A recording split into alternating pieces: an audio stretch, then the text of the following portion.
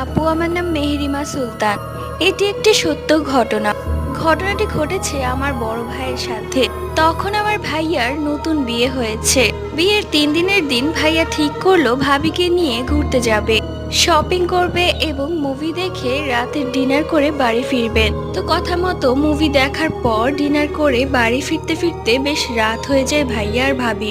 এরপর ভাইয়া যখন ভাবিকে নিয়ে রিক্সা করে আসছিল, তখন ভাইয়া লক্ষ্য করে তাদের সামনের রিক্সাতে সেম টু সেম ভাবি বসে আছে এবং ভাইয়ার দিকে খুব ভয়ানক ভাবে তাকিয়ে আছে। তৎক্ষণাৎ ভাইয়া ভাবির দিকে তাকায় এবং দেখে ভাবি তো সামনের দিকে তাকিয়ে পরিবেশটা দেখছে।